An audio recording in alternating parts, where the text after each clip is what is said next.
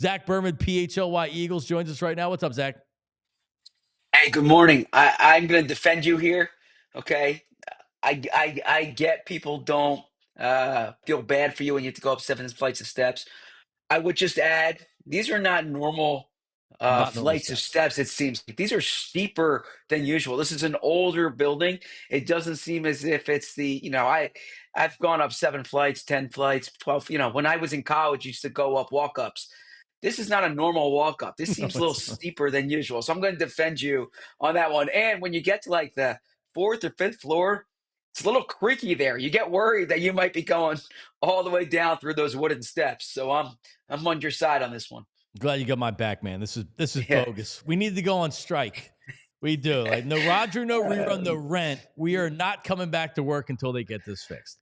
All right. So Zach, before we get to the game stuff, and it's funny when you have a really good team and you have an inferior opponent coming in. There's no focus on the opponent that's coming in, and you Yeah. worry about that as far as the team, right? We've seen it so many times. We've watched, football week after week. It's a week to week league. Eagles are obviously a superior team to the Panthers. The Panthers have been playing hard though, and you worry that maybe this is one of these weeks where the Eagles have already put this in the win column. Not that they lose the game, but maybe this is a sluggish first half and they have to work a little harder to get the win in the second half than a lot of us are probably thinking.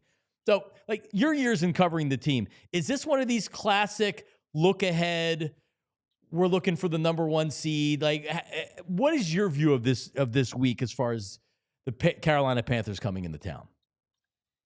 It's a good point. It's something that they're talking about in the building as far as not allowing that to happen. You hear the messaging about the way the Panthers have played during the past month. You look at that game against the Chiefs. AJ Brown brought up the Cardinals game last year where the Cardinals were thought to be an inferior team and the Cardinals beat them, and that really affected the Eagles. So it seems internally they're pushing back against that message. You always keep that in mind when you just come off this huge win against the Ravens. You have the Steelers next week. It tends to be during an NFL schedule that things are broken up into like segments, if you will. The Right. Eagles know they have 4 or 5 at home coming up here, right? So it's like, all right, this is the final stretch of the schedule. So it's something you keep in mind. I don't know if they'll necessarily be looking over the Panthers. There are situations that happen in a game where I don't want to give you the cliche any given Sunday, but the Panthers could have very easily beaten the Chiefs. Panthers could have very easily Yeah. beaten the Bucks. This is not the Panthers team from week one. This is the team that's gaining some momentum on offense in particular.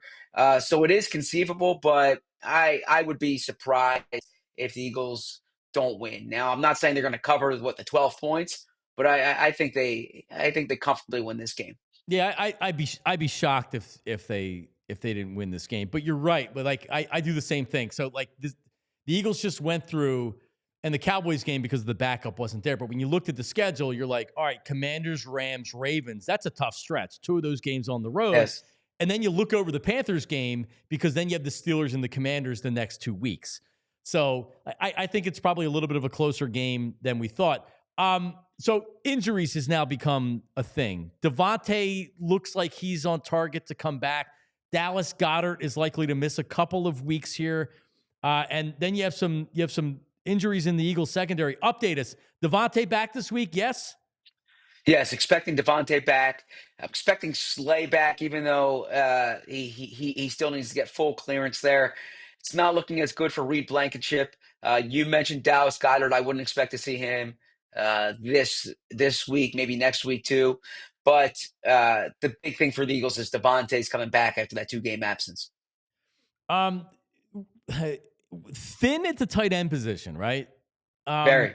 yeah, with and I know they signed somebody, the veteran off the practice squad, but still, it's not like you have great wide receiver depth. So when you did lose Devontae earlier in the season and AJ was out, you could go to Dallas Goedert and he had that career day.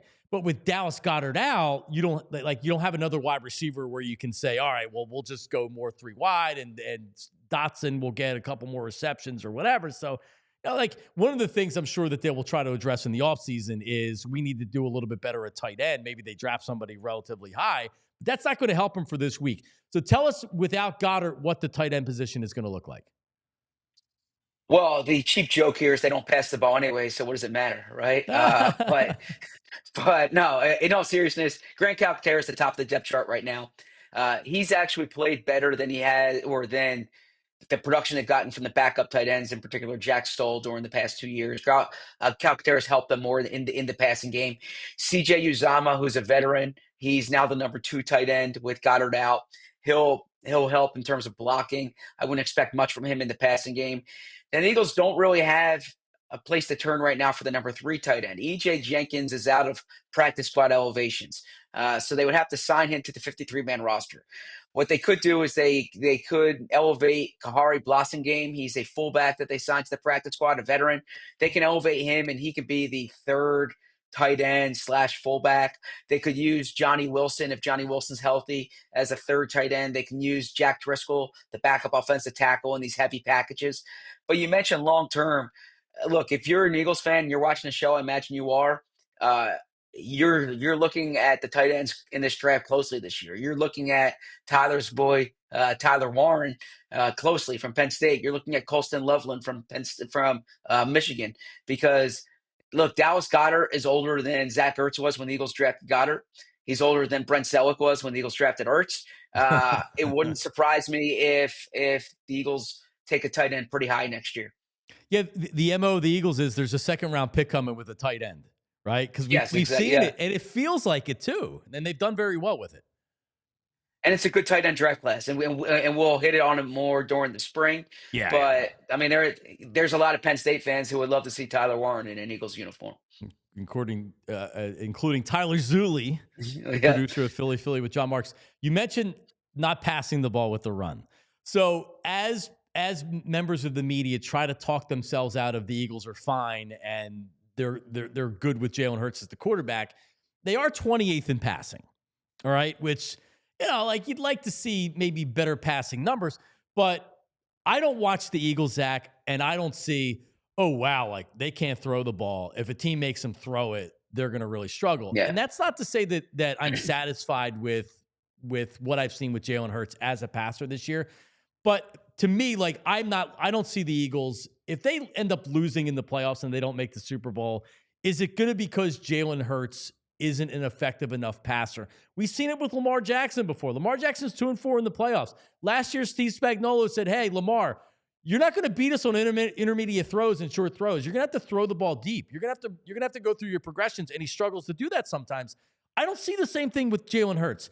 Is there any worry from you that their passing offense, when push comes to shove and they need to throw the ball in the playoffs, if that happens, that the Eagles will struggle in doing that and Jalen Hurts will struggle in doing that?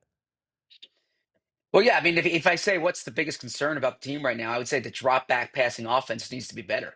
Now, I would think that with A.J. Brown, Devontae Smith, eventually Dallas Goedert back, you have that offensive line, you have Jalen Hurts. They're going to be they should be able to pass the ball. But and then internally, I think they would push back on the counting stats versus the passing efficiency numbers, right? And there's a lot of times. I mean, they've been winning in the fourth quarter during the past 8 weeks here. So they're not playing close games. They're not playing from behind. That's when you really tend to have the passing volume. That said, the passing offense, and I would really distinguish it with the drop back passing offense.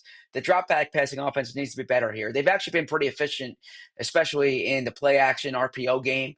And look, you can look at it and say, if the pass is 15 yards, A.J. Brown, it doesn't matter if it comes from a play action or it comes from a pure drop back passing game. But I do think if you're nitpicking, you're trying to say, all right, you're not talking about how they can beat the Panthers. You're talking about how they can beat the Lions, how they can beat the Bills, how they can beat the Chiefs. Like, these are all questions that are going to come up, and they do need to be more effective through the air. That said, when Saquon's rushing for 120 and the defense is playing like this, the Eagles aren't in a situation where they need to pass the ball 30 times. I think to your original point, the fact that I've seen it, the fact that over the past 2 years they've been a fairly prolific passing offense, save for the month of December last year. I think there's reason to believe that they will be able to pass when they need to. You mentioned Saquon. you've been covering the team for a long time. As an Eagle fan, and I know you and I've heard you and Bo talk about this. This really rivals T.O.'s first Yeah. and really only year in Philadelphia. I don't know if we realize this. Everybody should. We're witnessing one of the best seasons of an Eagle player in modern history. I mean, what Saquon Barkley is doing right now is, and Zach, I thought he was going to have a really good year. I did. I thought he was going to be rejuvenated, a much better offensive line, a much better team, a much better organization. Man, he is exceeding my high Yeah. expectations. He's been unbelievable. It's a historic season, and it's I don't think it's going to slow down here. And the other thing too is that I always say players tend to know. And when you hear the comments from the players about what Saquon's doing, they're in awe of some of this production. In the back of the locker room now, there's these two frame pictures of Saquon. One and underneath one on athletic tape, they wrote the chosen one. Underneath the other, they wrote Savior. Right, and they're having fun with it, similar to like the Nick Foles shrine back in 2018. But the point is that inside that locker room, the offensive line, Devontae Smith, AJ Brown, like they're calling this guy Superman, and it's not hyperbole. What he's doing is historic in an Eagles uniform.